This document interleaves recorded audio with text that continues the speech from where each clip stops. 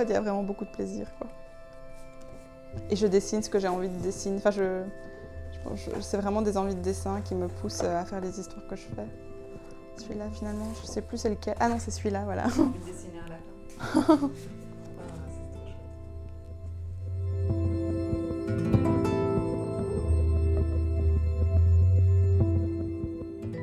Les livres, ça a toujours été super important pour moi. On en lisait plein quand j'étais petite. On avait toujours les histoires du soir, racontées par mon papa surtout. Et je me souviens très bien, je pense que j'en ai déjà parlé dans plusieurs interviews, mais du son que faisaient les pages quand mon papa les tournait avec ses grosses mains. Et ça m'a vraiment marqué. J'adorais ce son, ce bruit. Et donc, ouais, vraiment, j'en lisais tout le temps. Et aussi, en fait, je voulais en faire. J'en faisais. Je dessinais, j'écrivais. Surtout, je dessinais surtout, mais j'écrivais aussi. Et le premier métier que je voulais faire, c'était faire des livres pour enfants. Donc, ça m'a su... Enfin, c'est là depuis le début, quoi. Tu l'as toujours su, quoi. Je l'ai toujours su, ouais. Ben, j'ai toujours aimé dessiner la nature. J'aimais... Quand je dessinais un peu plus, quand peut-être à, je sais pas, 8-9 ans, je dessinais plein de petits trucs miniatures comme ça, avec des mondes un peu magiques, des forêts, des petits lutins, des choses comme ça. Donc toujours un peu ce côté ouais, monde parallèle, univers parallèle qui en fait était le mien déjà, que je construisais déjà à l'époque.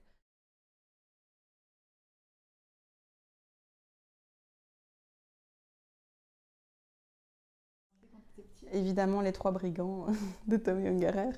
On habitait près de la maison des Trois Brigands. Ma maman nous disait, regardez, les Trois Brigands habitent là. Donc ça nous rendait hyper, mes sœurs et moi, ça nous rendait très très excités. On avait un peu peur, mais en même temps, on était, waouh, ils habitent là, trop de chance, on habite tout près d'eux. Parce qu'en fait, c'était simplement une maison avec des toits en forme de chapeau de brigands, quoi. Donc voilà, c'était super chouette. Donc celui-là, puis moi plus tard, j'ai adoré Roald Dahl, les histoires un peu rocambolesques comme ça. Les Moumines, enfin voilà, ce genre de choses. Toujours des histoires un peu décalées, un peu magiques comme ça.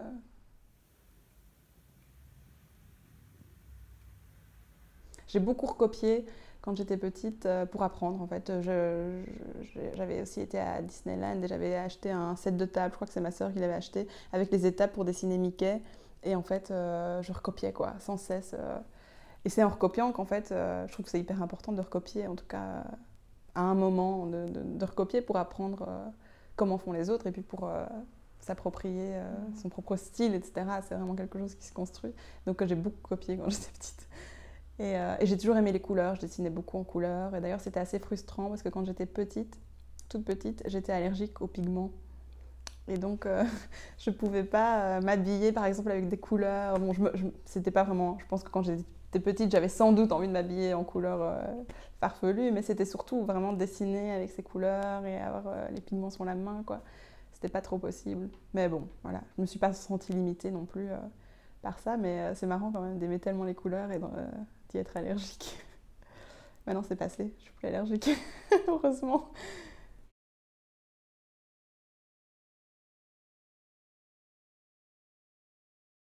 Oui, l'envie de raconter des histoires, de toute façon, c'est la base de tout, même encore aujourd'hui. En fait, c'est difficile de me définir en tant qu'illustratrice ou autrice. Moi, ce que j'aime, c'est raconter des histoires, que ce soit avec les mots ou les images, quoi. Donc déjà, à l'époque, je pense que je racontais, même si je ne mettais pas spécialement de texte, parce que le texte, pour moi, c'est quand même un peu plus d'effort, disons. Ça vient pas ça coule pas comme ça de mes mains. Il faut quand même, j'y travaille plus, c'est un peu plus difficile de trouver les mots, alors que le dessin, c'est vraiment très instinctif. J'ai des images qui me viennent et alors je les retranscris sur le papier. Et quand j'étais petite, je pense que c'était cette envie de raconter des histoires déjà, même si je faisais souvent des livres sans texte, en fait. Je racontais, j'avais plusieurs pages, des petits livrets comme ça que je reliais à la main, qui racontaient une histoire avec pas spécialement de texte. C'était quand même déjà la narration, quoi. Donc, les histoires, c'est sûr, ça rythme ma vie depuis que je suis petite. Et dès que je me suis rendu compte que je pouvais en faire moi, ben, j'en ai fait moi et j'ai jamais arrêté, quoi.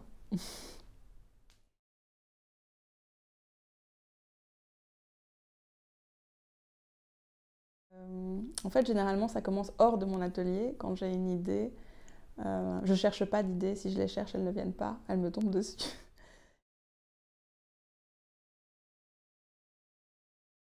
Donc l'histoire, elle était là dans ma tête depuis longtemps. J'avais jamais trouvé la façon de la raconter. Et puis je l'ai écrite. Là, par contre, pour le coup, c'est vraiment sorti de moi assez facilement. Après, j'y ai travaillé énormément aussi avec Fanny Deschamps, l'éditrice.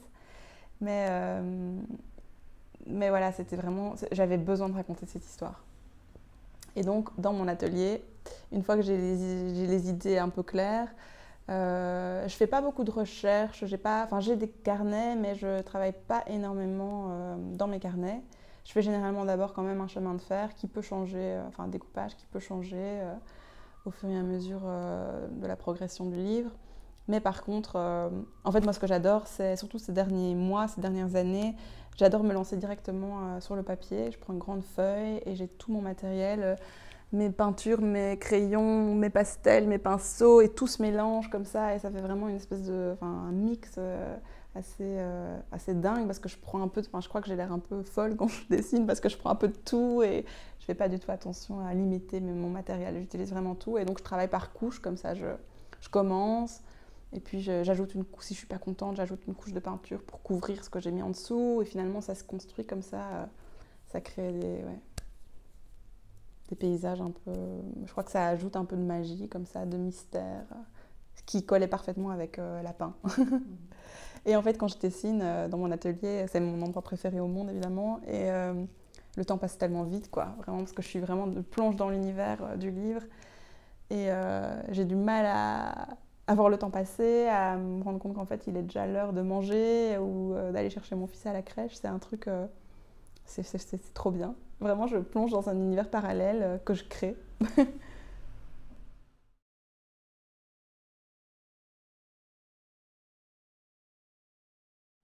Alors pour Hiro, je n'avais pas du tout fait attention à ça. J'ai juste raconté cette histoire que j'avais envie de raconter.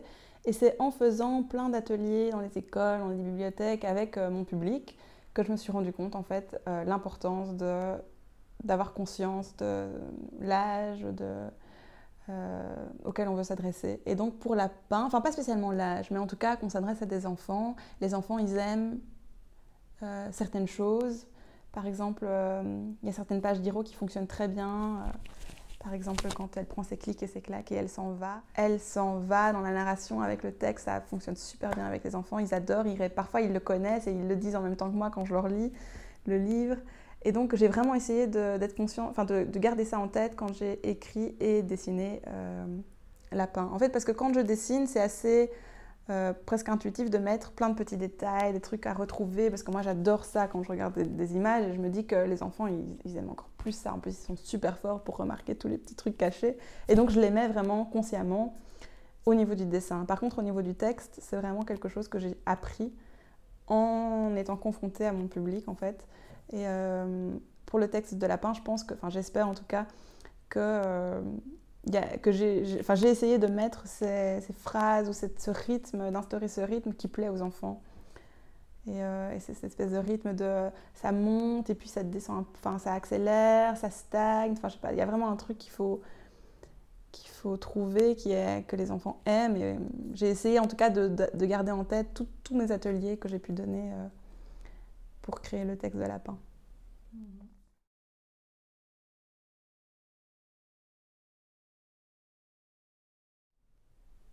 Je suis pas hyper à l'aise pour dessiner des personnages. J'essaie toujours un peu peut-être de les montrer de dos ou de pas trop montrer leurs expressions parce que j'ai l'impression qu'ils sont trop figés, mes personnages. C'est pour ça aussi que j'ai choisi de les dessiner au trait. En fait, je fais des aplats et puis je fais les traits à part, même sur une autre feuille. Quand on regarde mes originaux, on peut voir que les originaux ont l'air incomplets parce qu'en fait, il n'y a pas les traits des enfants. Et donc, j'essaye vraiment que ce soit que mon trait soit, quand je dessine les traits des enfants, leurs mains, leurs gestes, etc., qu'ils soient plus... C'est assez rapide, je les dessine vraiment de façon très rapide pour qu'ils aient une certaine vie dans leurs mouvements. Sinon, je les trouve trop figés. Et donc, ça, c'était vraiment une recherche graphique pour ce livre-là spécifiquement. Je voulais vraiment y travailler et essayer de trouver ma façon de dessiner les humains qui était tellement frustrante pour moi parce que j'avais l'impression que c'était jamais aussi vivant, par exemple, que mes paysages qui sont pas vivants. C'est vraiment un drôle de rapport que j'avais avec les personnages. Et finalement, j'y suis très attachée, surtout à Belette, mais aussi à ses copains, quoi. Et voilà un exemple de comment je crée mes personnages. Là, c'est Belette. Donc, je fais une silhouette justement avec la craie, l'espèce de craie noire. Et puis, je fais les traits. Et alors, j'utilise très peu l'ordinateur, mais grâce à l'ordinateur ici, je colle mes traits sur la silhouette. Qui est mise dans une autre couleur. Voilà, la silhouette, dans tout le livre, je pense que c'est un espèce de corail, comme ça, orange, ouais, rose orangé, et les traits sont noirs.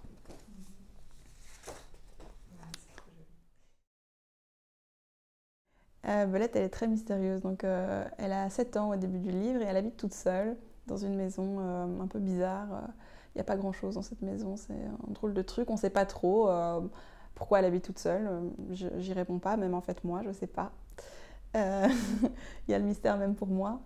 Et en fait, on sent qu'elle appartient à ce village, mais sans trop y appartenir parce qu'elle est différente. Elle a pas, on ne sait pas si elle a des parents. Elle s'appelle Belette, drôle de prénom. Elle habite toute seule. Et c'est elle qui va aller à la rencontre de ce lapin. Alors que tous les autres, déjà, ils ont un peu plus de retenue par rapport à ce lapin. Et en plus, ils ont leurs parents qui leur disent non, c'est trop dangereux, on ne sait pas ce que c'est cette bête-là. Alors que Belette, elle peut y aller parce qu'il n'y a personne pour lui dire qu'elle ne peut pas. Et je pense que c'est un peu, en tout cas avec du recul, cette histoire c'est un peu entre Mon voisin Totoro et Fifi Brin d'Acier, et qui sont deux de mes influences évidemment très fortes. Mais bon, c'était pas conscient, c'était pas vraiment un choix, c'est juste que c'est venu comme ça. Et en fait, maintenant avec du recul, je me rends compte que c'est une histoire qui pourrait se caser quelque part entre ces deux choses-là. Et Belette, elle est... J'espère qu'on sent qu'elle est indépendante, elle a 7 ans, elle se débrouille toute seule, elle fait sa soupe elle-même, elle se chauffe elle-même, mais en même temps elle est petite quand même, elle a quand même besoin d'avoir ce lapin ou d'être accompagnée dans la vie et d'avoir quelque chose qui l'aide à grandir. Et c'est ce lapin qui va l'aider. En fait, c'est ça qui est génial avec cette histoire, c'est que il y a tout un mystère pour moi aussi. J'ai pas envie de dire ce lapin, déjà, comment est-ce qu'il est arrivé là? Il est tellement grand. Est-ce qu'il dort? Est-ce qu'il est mort? Pourquoi est-ce qu'il tout d'un coup il disparaît et qu'il laisse sa trace? En fait, ça pourrait être une métaphore pour plein de trucs, mais c'est vraiment tout un mystère auquel j'ai pas non plus... Enfin, j'y réfléchis évidemment, mais je pense que si un enfant me demande est-ce qu'il est mort ou est-ce qu'il dort, en fait, j'ai pas de réponse, je sais pas leur répondre. Alors, ce qui est bizarre, parce que c'est moi qui ai créé l'histoire de toute pièce, mais ce qui est aussi génial, parce que ça garde toute une part de mystère pour moi. Mais ce qui était vraiment important pour moi, c'était ce rapport avec l'étranger et l'inconnu. Comment est-ce qu'on réagit quand il y a quelque chose comme ça qui vient bouleverser complètement nos vies, qui change un village, qui change même la géographie du village. Comment on réagit, quoi. Et les adultes, les grandes personnes sont beaucoup plus, je pense, rationnelles et elles ont peur et elles interdisent, elles se sont débarrassées d'oublier qu'il est là, de faire comme si de rien n'était, alors que les enfants, ils sont beaucoup plus rentre dedans et ils vont, là, dans le cas de lapin, ils vont l'escalader, ils vont essayer de se l'approprier et de l'intégrer à leur vie, en fait, alors que les grandes personnes, je pense qu'elles essayent de plutôt faire vraiment, enfin l'effacer, quoi, l'effacer de leur vue, de leur esprit. Et c'était vraiment ça que je voulais raconter, comment on réagit face à l'étranger, face à l'inconnu, face à une présence dérangeante, quoi, dans notre quotidien qui était si ordonné et si parfait, entre guillemets.